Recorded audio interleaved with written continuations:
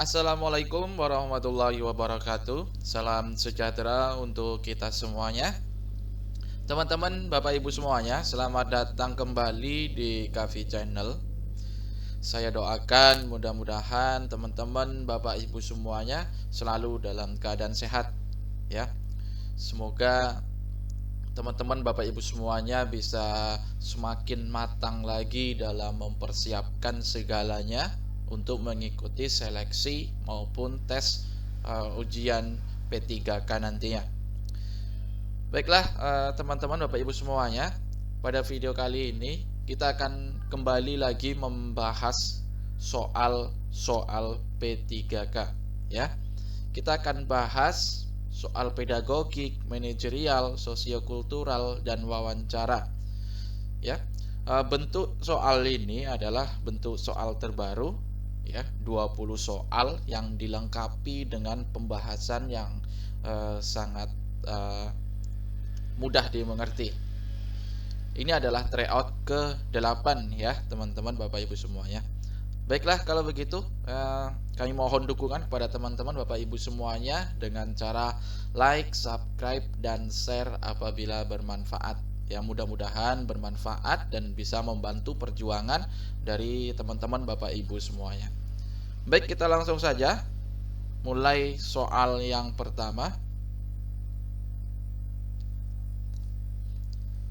Pendidikan nasional berfungsi mengembangkan kemampuan dan membentuk watak serta peradaban bangsa yang bermartabat dalam rangka mencerdaskan kehidupan bangsa, bertujuan untuk berkembangnya potensi peserta didik agar menjadi manusia yang beriman dan bertakwa kepada Tuhan yang Maha Esa, berakhlak mulia, sehat, berilmu, cakap, kreatif, mandiri, dan menjadi warga negara yang berdemokratis serta bertanggung jawab. Tujuan pendidikan nasional tersebut tertuang dalam A. Permendikbud nomor 37 tahun 2018, kemudian yang B. Undang-Undang Sikdiknas 2006, C. Peraturan Menteri nomor 11 tahun 2005, D. Undang-Undang nomor 20 tahun 2003, E. Peraturan Menteri nomor 18 tahun 2007. Kita lihat. Jawabannya adalah Undang-Undang nomor 20 tahun 2003. Pembahasannya, dalam undang-undang ini diatur mengenai dasar, fungsi, dan tujuan sistem pendidikan nasional, prinsip penyelenggaraan pendidikan, hak dan kewajiban warga negara, orang tua, masyarakat, dan pemerintah, peserta didik, jalur jenjang dan jenis pendidikan, kemudian bahasa pengantar, dan wajib belajar. Nah, jadi dalam undang-undang ini memang diatur khusus untuk sistem pendidikan, ya teman-teman, Bapak Ibu semuanya. Kita lanjut soal berikutnya. Penilaian keterampilan merupakan penilaian yang dilakukan untuk mengukur kemampuan peserta didik dalam menerapkan pengetahuan untuk melakukan tugas tertentu. Di berbagai macam konteks keterampilan yang bukan merupakan cara memperoleh nilai keterampilan adalah A. Penugasan, B. Produk, C. Praktek, D. Proyek, E. Portofolio. Kita lihat. Jawabannya adalah sangat jelas penugasan, karena di sini adalah yang bukan ya cara memperoleh nilai keterampilan. Teman-teman Bapak Ibu semuanya juga pasti sudah paham. Ya, jawabannya penugasan. Jadi di sini ada penjelasannya ya teman-teman Bapak Ibu nih, mohon maaf saya tutupi supaya ini bisa luas saya tampilkan dan Bapak Ibu bisa terlihat jelas gambar yang ada di sini. Jadi penilaian keterampilan itu ada 5 ya. Pertama itu adalah unjuk kerja atau kinerja atau praktek. yaitu penilaian yang dilakukan dengan cara mengamati kegiatan peserta didik. Kemudian proyek, yaitu kegiatan penyelidikan yang mencakup perencanaan, pelaksanaan, pelaporan hasil proyek dalam kurun waktu tertentu. Kemudian ada portofolio, rekaman hasil pembelajaran dan penilaian yang memperkuat kemajuan dan kualitas pekerjaan peserta didik. Kemudian ada produk, penilaian kemampuan peserta didik membuat produk-produk, teknologi, dan seni. Kemudian yang terakhir itu ada teknik lain, yaitu misalnya seperti tertulis, ya teman-teman, Bapak Ibu semuanya. Jadi yang tidak ada itu sudah pasti penugasan, ya. Mudah-mudahan teman-teman Bapak Ibu semuanya paham, ya. Kita lanjut soal berikutnya. Brunner menyatakan untuk menjamin keberhasilan belajar, guru hendaknya jangan menggunakan penyajian yang tidak sesuai dengan tingkat kognitif peserta didik. Menurut Brunner, perkembangan kognitif seseorang terjadi melalui 3 tahap yang ditentukan oleh caranya melihat lingkungan. Secara berurutan, 3 tahap tersebut adalah: A. Tahap enaktif, ikonik, abstrak. Yang B, tahap enaktif, abstrak, dan simbolik. Yang C, tahap enaktif, ikonik, dan simbolik. Yang D, tahap ikonik, adaptif, dan simbolik. Yang E, tahap adaptif, ikonik, dan abstrak. Kita lihat.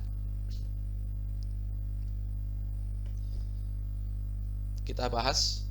Kajian Brunner menekankan perkembangan kognitif. Ia menekankan cara-cara manusia berinteraksi dalam alam sekitar dan menggambarkan pengalaman secara mendalam.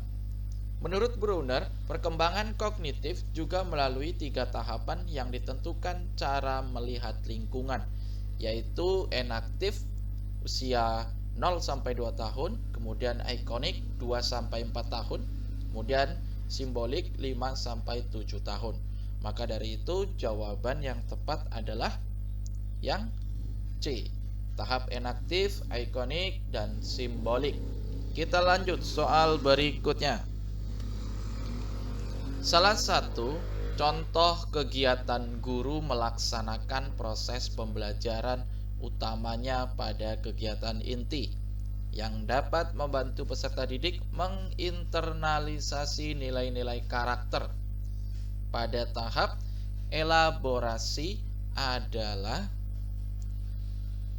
A. Memfasilitasi terjadinya interaksi antar peserta didik serta antar peserta didik dengan guru, lingkungan, dan sumber belajar lainnya. B. Memfasilitasi peserta didik melalui pemberian tugas, diskusi, dan lain-lain untuk memunculkan gagasan baru baik lisan maupun tertulis. C.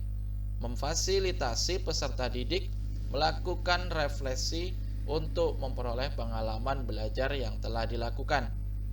Yang D.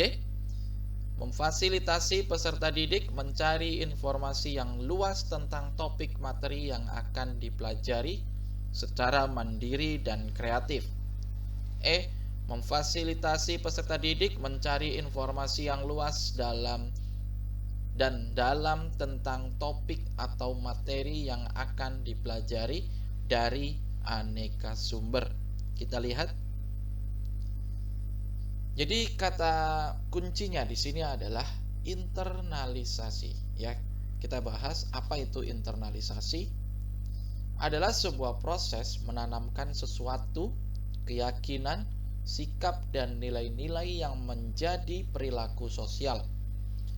Namun proses penanaman tersebut tumbuh dari dalam diri seseorang sampai pada penghayatan suatu nilai. Kemudian kata kunci selanjutnya adalah tahap elaborasi, ya. Adalah penggarapan atau pengerjaan secara tekun dan cermat. Kita lihat jawabannya. Nah, maka dari penjelasan tersebut jawabannya adalah yang B. Memfasilitasi peserta didik melalui pemberian tugas, diskusi, dan lain-lain untuk memunculkan gagasan baru baik secara lisan maupun tertulis. Kita lanjut soal berikutnya. Dalam standar kompetensi, jabatan khususnya kompetensi kerjasama untuk deskripsi berpartisipasi dalam kelompok kerja. Salah satunya adalah A. Membangun konsensus untuk menggabungkan sumber daya dari berbagai pemangku kepentingan untuk tujuan bangsa dan negara. B. Menciptakan hubungan kerja yang konstruktif dengan menerapkan norma, etos, nilai-nilai kerja yang baik di dalam maupun di luar organisasi. Yang C. Secara konsisten menjaga sinergi agar pemangku kepentingan dapat bekerja sama dengan orang di dalam maupun di luar organisasi. Yang D. Meningkatkan produktivitas dan menjadi panutan dalam organisasi. E. Mendengarkan dan menghargai masukan dari orang lain dan memberikan usulan-usulan bagi kepentingan tim. Kita lihat. Kompetensi kerjasama, ya berarti di sini kata kuncinya adalah kompetensi kerjasama. Menekankan peran sebagai anggota kelompok, bukan sebagai pemimpin. Kelompok di sini dalam arti yang luas yaitu sekelompok individu yang menyelesaikan suatu tugas atau proses. Menolak bekerja sama akan menimbulkan masalah. Kita lihat. Jawabannya adalah yang E. Mendengarkan dan menghargai masukan dari orang lain dan memberikan usulan-usulan bagi kepentingan tim. Kita lanjut soal berikutnya. Media pembelajaran yang tepat untuk indikator pencapaian kompetensi mendeskripsikan daur hidup beberapa jenis makhluk hidup adalah A. Karta lengkap tentang anatomi kupu-kupu. B. Video tentang daur hidup kupu-kupu. C. Gambar tentang daur hidup kupu-kupu. D. Video tentang peristiwa hidup kupu-kupu. Dan yang E. Teks tentang daur hidup kupu-kupu. Kita lihat. Jawabannya adalah video tentang daur hidup kupu-kupu. Jadi yang harus kita pahami di sini adalah media pembelajaran yang tepat ya untuk indikator tertentu. Indikator tertentunya apa? Yaitu adalah mendeskripsikan daur hidup beberapa jenis makhluk hidup. Nah, jadi media pembelajaran yang tepat dan mudah untuk peserta didik pahami itu adalah video ya. Jadi video tentang daur hidup ya, karena di sini adalah daur hidup ya, tentang daur hidup kupu-kupu.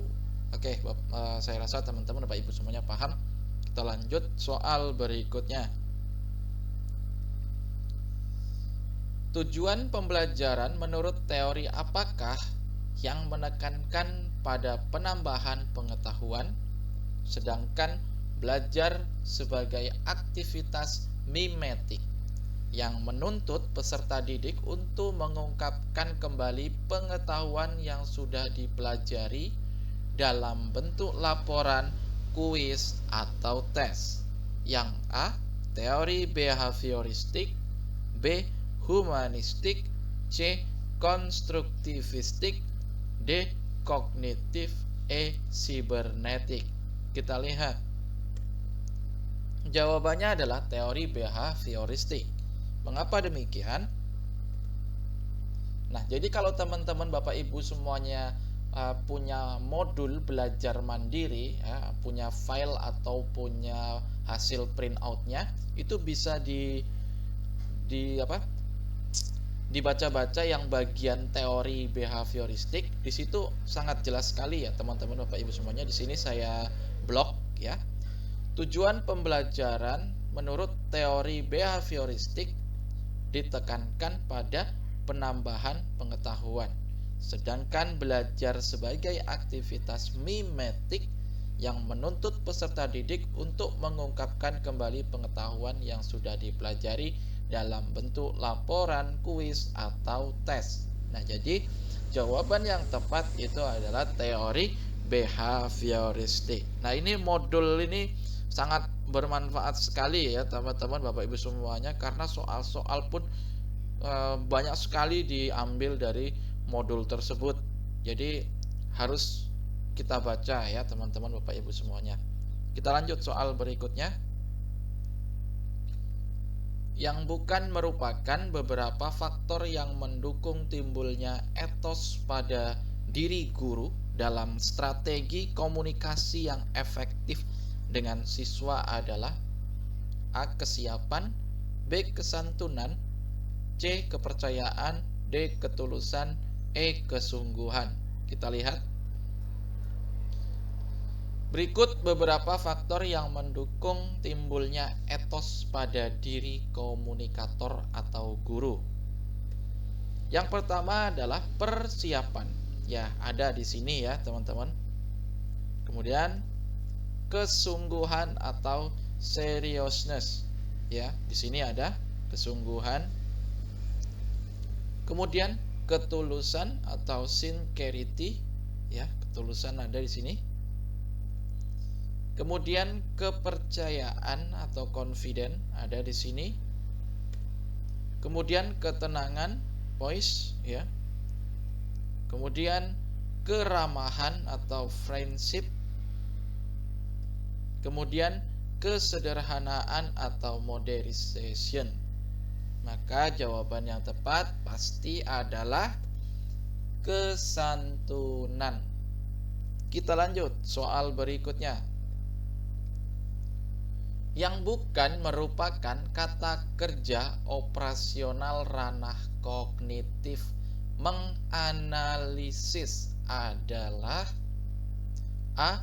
Menyimpulkan, B. Menyeleksi, C. Memecahkan, D. Menggali, E. Mengoreksi, F. Mengaitkan. Ini opsinya sampai F ya teman-teman, Bapak Ibu semuanya. Jadi yang harus kita pahami di sini kata kuncinya adalah kata kerja operasional kognitif yang bagian menganalisis ya. Jadi di operasional ranah kognitif di situ banyak bagiannya, termasuklah salah satunya adalah menganalisis atau analisis. Kita lihat bagian-bagiannya. Kata kerja operasional yang dapat dipakai dalam jenjang ini ya, jenjang ini maksudnya adalah menganalisis ya, yaitu menganalisis, mengaudit, memecahkan, menegaskan, mendeteksi, mendiagnosis, menyeleksi, memerinci, menominasikan, mendiagramkan, mengkorelasikan, merasionalkan, menguji, mencerahkan, menjelajah, membagankan, menyimpulkan, menemukan, menelaah, memaksimalkan, memerintahkan, mengedit, mengaitkan, memilih, mengukur, melatih, dan mentransfer. Nah, jadi di sini yang saya beri tanda merah ya, itu adalah yang ada di sini ya, teman-teman, Bapak Ibu semuanya. Memecahkan ada, kemudian menyeleksi ada, menyimpulkan itu ada, mengaitkan itu juga ada. Jadi yang bukan di sini adalah menggali dan mengoreksi ya. Jawabannya ada dua ya teman-teman, Bapak Ibu semuanya. Oke, tidak masalah, yang penting kita paham ya. Kita lanjut soal berikutnya. Menurut teori apakah ilmu pengetahuan dibangun dalam diri seseorang melalui proses interaksi yang berkesinambungan dengan lingkungan? Proses ini tidak terpisah-pisah, tapi melalui proses yang mengalir, bersambung, dan menyeluruh. A. Teori konstruktivistik, B. Kognitif, C. Humanistik, D. Behavioristik, E. Sibernetik. Kita lihat. Jawabannya adalah kognitif. Teori kognitif adalah suatu proses atau usaha yang melibatkan aktivitas mental yang terjadi dalam diri manusia sebagai akibat dari proses interaksi aktif dengan lingkungannya untuk memperoleh suatu perubahan dalam bentuk pengetahuan. Nah, jadi jawaban yang tepat terkait dengan soal ini itu adalah kognitif ya teman-teman, Bapak Ibu semuanya.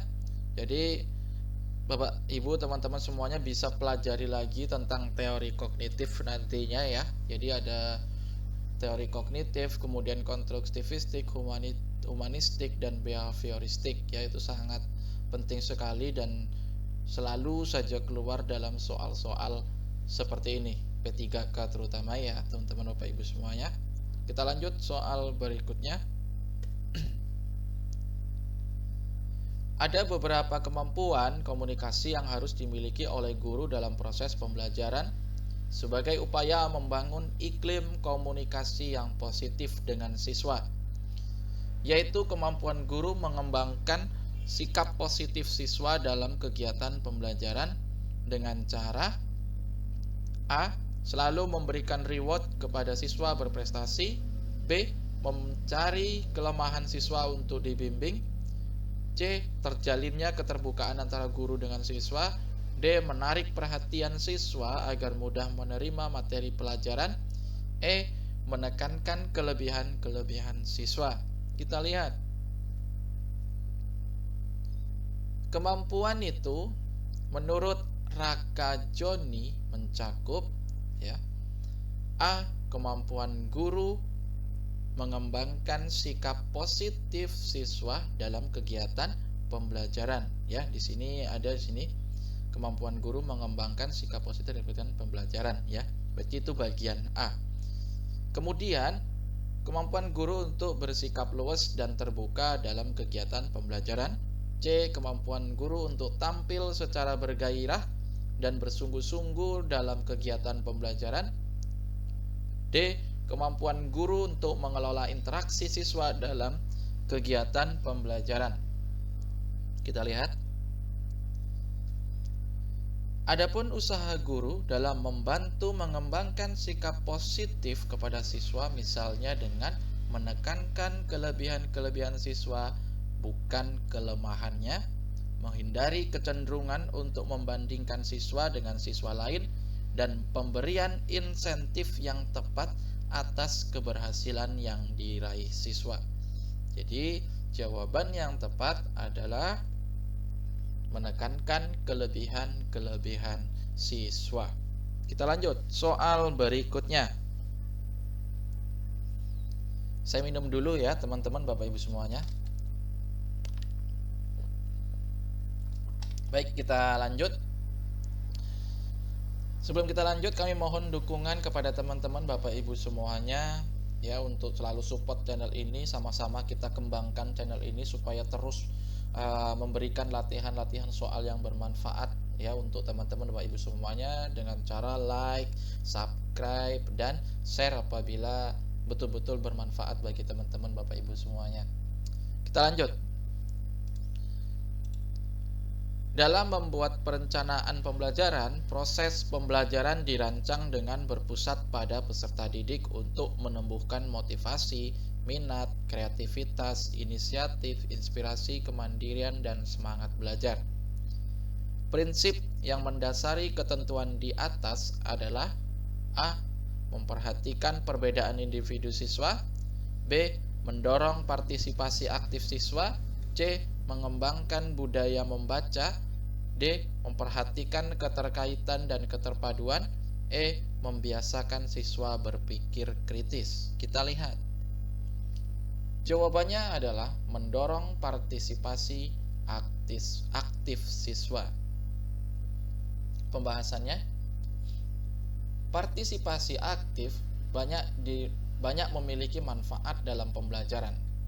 Kate Davis dalam Suryo Subroto ya mengemukakan manfaat dari partisipasi adalah lebih memungkinkan diperolehnya keputusan yang benar, dapat digunakan kemampuan berpikir kreatif, ya, ini kata kuncinya ya teman-teman Bapak Ibu, dari para anggotanya dan mengendalikan nilai-nilai martabat manusia. Motivasi serta membangun kepentingan bersama lebih mendorong orang untuk bertanggung jawab, ya, dan lebih memungkinkan untuk mengikuti perubahan-perubahan. Nah, itu dia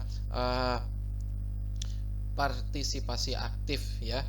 Jadi kalau di sini berpusat pada peserta didik dan nantinya akan menumbuhkan motivasi, minat, kreativitas, inisiatif dan lain sebagainya, itu adalah salah satu partisipasi aktif dari siswa, ya. Maka dari itu jawabannya adalah mendorong partisipasi aktif siswa.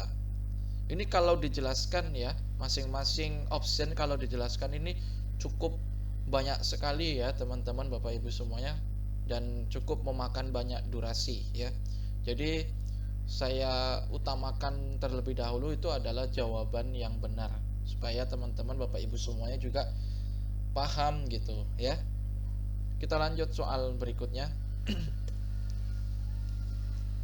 Komunikasi efektif adalah komunikasi yang bertujuan agar siswa dapat memahami pesan yang disampaikan oleh guru. Secara sederhana, komunikasi dikatakan efektif apabila A. Siswa dapat mengulang apa yang sudah disampaikan guru dengan lengkap, jelas, tanpa kekurangan sedikit pun. B. Bila pesan yang disampaikan oleh guru tidak terlalu panjang lebar, tetapi cukup singkat, padat, dan bermakna. C. Siswa dapat mengerjakan soal-soal yang diberikan guru mengenai materi yang sudah diterima dengan komunikasi efektif. D. Pesan yang disampaikan guru sama maknanya dengan pesan yang ditangkap dan dipahami oleh siswa. E. Komunikasi yang ada timbal balik atau tanya jawab antara guru dengan siswa dalam proses belajar mengajar. Kita lihat. Komunikasi dikatakan efektif jika informasi, pemikiran, atau pesan yang disampaikan dapat diterima dan dipahami dengan baik, sehingga menciptakan kesamaan persepsi, ya, kesamaan persepsi antara siswa dengan guru, mengubah perilaku atau mendapatkan informasi jadi paham ataupun tahu. Kita lihat jawabannya. Jawabannya adalah D. Pesan yang disampaikan oleh guru sama maknanya dengan pesan yang ditangkap dan dipahami oleh siswa. Begitu ya teman-teman Bapak Ibu semuanya. Kita lanjut soal berikutnya. Yang bukan merupakan tugas dan kewenangan guru bimbingan konseling atau guru BK dalam mengisikan e-rapor adalah A. Menginput nilai sikap sosial. B. Menginput catatan perkembangan siswa. C. Merencanakan penilaian sikap spiritual. D. Menginput nilai sikap spiritual. Dan E. Menginput nilai keterampilan siswa. Kita lihat. Jawabannya itu sudah pasti adalah menginput nilai keterampilan siswa. Ya, mengapa demikian? Karena nilai pengetahuan dan nilai keterampilan itu yang menginput adalah guru mata pelajaran. Jadi kalau guru BK itu tugasnya dalam e-rapor, dia hanya mencatat, menginput ya, itu mulai dari perkembangan siswa, kemudian nilai sikap sosialnya, spiritualnya, itu semua adalah ranah dari guru BK. Kita sebagai guru mapel, kita hanya menginput nilai pengetahuan dan keterampilan. Kita lanjut soal berikutnya. Kegiatan penilaian terhadap suatu tugas yang harus diselesaikan dalam periode atau waktu tertentu. Tugas tersebut berupa suatu investigasi sejak dari perencanaan, pengumpulan data, pengorganisasian, pengolahan, dan penyajian data. Pengertian tersebut adalah pengertian dari penilaian. A. Penugasan. B. Portofolio. C. Produk. Praktek. proyek. Kita lihat. Jawabannya adalah proyek. Pembahasannya, penilaian proyek adalah penilaian yang dilakukan terhadap suatu tugas yang harus diselesaikan dalam periode atau jangka waktu tertentu. Ini kata kuncinya ya, teman-teman, Bapak Ibu semuanya. Diselesaikan dalam periode atau jangka waktu tertentu. Ya, ini dia kata kunci yang harus kita pahami di sini. Maka dari itu jawabannya adalah proyek. Ya. Kemudian untuk praktek produk portofolio penugasan itu saya rasa juga teman-teman Bapak Ibu semuanya juga sudah paham pasti ya. Pasti sudah paham. Kita lanjut soal berikutnya. Dalam komunikasi selalu ada unsur pengirim dan penerima pesan. Namun pesan yang dikirimkan tidak selalu dapat diterima dengan baik oleh penerima pesan tersebut. Kendala dalam komunikasi dapat berasal dari pengirim pesan atau penerima pesan. Pertanyaannya, kendala yang berasal dari pengirim pesan ya atau komunikator. A. Situasi emosional dan kurangnya motivasi. B. Gangguan saluran komunikasi dan tidak adanya umpan balik. C. Prasangka yang keliru dan gangguan fisik. D. Kurangnya motivasi dan prasangka yang keliru. E. Kurangnya media guna memberikan pesan. Kita lihat. Pengirim pesan atau komunikator ya. Jadi kendala atau hambatan yang berasal dari pengirim pesan itu salah satunya adalah hambatan personal. Sebetulnya banyak hambatan-hambatan dari pengirim pesan ya. Kalau saya tampilkan di layar sini itu sangat banyak sekali ya, dan itu akan memakan banyak waktu juga saya dalam menjelaskan. Jadi di sini saya ambil aja yang dari jawaban yang benarnya ya. Salah satunya adalah hambatan personal. Apa itu hambatan personal ya? Hambatan personal dalam komunikasi meliputi seperti sikap, emosi, kemudian stereotyping dan bias. Ya, maka dari itu jawabannya adalah A. Situasi emosional dan kurangnya motivasi. Ya. Kita lanjut soal berikutnya. Kegiatan pembelajaran yang mampu mengakomodasi berbagai tuntutan kebutuhan akan kompetensi abad ke-21 serta sesuai dengan karakteristik sumber daya manusia kekinian adalah model pembelajaran berbasis proyek atau PJBL. Salah satu reasoning atau alasan dari pernyataan tersebut adalah A. Menggunakan proyek sebagai proses pembelajaran. B. Penekanan pembelajaran pada aktivitas peserta didik. C. Pembelajaran menekankan pada penggunaan internet. D. Menekankan belajar kontekstual melalui kegiatan. E. Pembelajaran dengan menggunakan media internet sebagai media utama. Kita lihat. Jawabannya adalah menggunakan proyek sebagai proses pembelajaran. Sudah pasti jawabannya itu adalah A ya teman-teman Bapak Ibu semuanya, karena kita lihat saja dari pernyataan yang ada di soalnya. Ya, kata kuncinya adalah model pembelajaran berbasis proyek atau PJBL ya. Kalau kita lihat opsi-opsi yang lain itu menurut saya tidak masuk ya teman-teman Bapak Ibu semuanya, dan yang masuk itu adalah yang A, menggunakan proyek sebagai proses pembelajaran. Kita lanjut. Dalam pembelajaran matematika, seorang anak jika sudah memahami prinsip pengurangan, maka ketika mempelajari prinsip pembagian akan terjadi proses integrasian antara prinsip pengurangan yang sudah dikuasai dengan prinsip pembagian. Hal ini disebut proses A.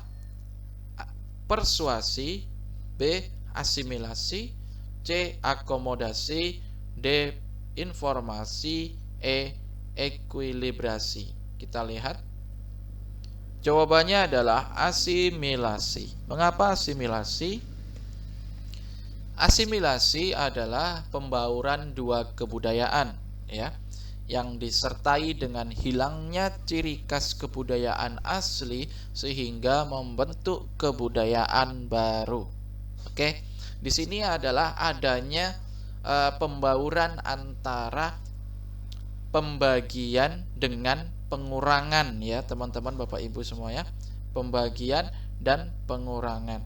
Kemudian di sini ada juga pengintegrasian antara prinsip pengurangan yang sudah dikuasai dengan prinsip pembagian. Jadi pengintegrasian itu adalah penyatuan atau pembauran. Jadi antara pembagian dengan pengurangan itu disatukan ya, disatukan menjadi satu. Jadi seperti itu ya teman-teman Bapak Ibu semuanya. Maka dari itu jawabannya adalah asimilasi ya. Kita lanjut soal berikutnya. Kegiatan pembelajaran yang sesuai dengan pendekatan saintifik untuk pengalaman belajar mengumpulkan informasi adalah peserta didik A. Bercerita tentang berbagai tanaman di sekitarnya. B. Membaca tentang informasi yang efektif. C. Melihat berbagai tanaman di sekitarnya.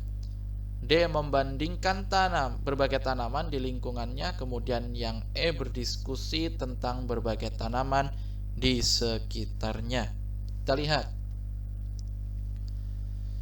Pembelajaran dengan pendekatan saintifik adalah kegiatan pembelajaran yang didesain agar siswa bisa secara aktif dapat membangun konsep, prinsip, dan hukum dengan melalui langkah-langkah berupa A. Mengamati, memformulasikan masalah atau menanya, kemudian mengajukan atau hipotesis, menghimpun data dengan beberapa cara dan teknik, kemudian menganalisis, membuat kesimpulan, dan mengkomunikasikan konsep atau prinsip yang telah ditemukan. Kita lihat. Jawabannya adalah E. Berdiskusi tentang berbagai tanaman di sekitarnya. Nah, itulah pembelajaran dengan pendekatan saintifik ya teman-teman Bapak Ibu semuanya. Kita lanjut soal berikutnya. Dan ini adalah soal terakhir ya teman-teman Bapak Ibu semuanya. Kita bahas. Kompetensi sosiokultural merupakan pengetahuan, keterampilan, dan sikap perilaku terkait dengan pengalaman berinteraksi dengan masyarakat majemuk yang bukan merupakan keberagaman. Kompetensi sosial kultural adalah, kita bahas terlebih dahulu. Kompetensi sosial kultural menurut Peraturan Menteri Pemberdayagunaan Aparatur Negara, Reformasi dan Birokrasi Nomor 38 Tahun 2007 adalah pengetahuan, keterampilan, dan sikap atau perilaku yang dapat diamati, diukur, dan dikembangkan terkait dengan pengalaman berinteraksi dengan masyarakat majemuk dalam hal agama, suku, budaya, perilaku, wawasan kebangsaan, etika, nilai-nilai, moral, emosi, dan prinsip yang harus dipenuhi oleh setiap pemegang jabatan untuk memperoleh hasil kerja sesuai dengan peran, fungsi, dan jabatan. Kita lihat jawabannya. Jawabannya adalah yang bukan, berarti ya di sini pertanyaannya adalah personal. Oke. Nah, di sini kata kuncinya adalah yang bukan termasuk dalam kompetensi sosial kultural. Oke, teman-teman, ini adalah soal terakhir ya. Kita jumlahnya ada 20 soal yang sudah kita bahas. Mudah-mudahan bermanfaat dan dapat membantu perjuangan dari teman-teman Bapak Ibu semuanya, dan saya doakan selalu semoga teman-teman Bapak Ibu semuanya termasuk saya juga ya dapat mengikuti seleksi P3K dengan baik ya, tidak ada halangan apapun ya, supaya kita dapat menjadi ASN di tahun ini. Mudah-mudahan kita ada rezeki di tahun ini untuk menjadi pegawai P3K ataupun ASN ya teman-teman Bapak Ibu semuanya. Baiklah teman-teman Bapak Ibu semuanya, terima kasih sudah berkunjung dan sudah menonton video ini ya. Saya ucapkan banyak terima kasih kepada teman-teman Bapak Ibu semuanya. Dan jangan lupa teman-teman Bapak Ibu semuanya untuk selalu support channel ini ya, sama-sama kita kembangkan channel ini dengan cara like, subscribe dan share apabila bermanfaat bagi teman-teman Bapak Ibu semuanya. Baiklah, kalau begitu teman-teman Bapak Ibu semuanya, sampai bertemu kembali di video selanjutnya. Assalamualaikum warahmatullahi wabarakatuh.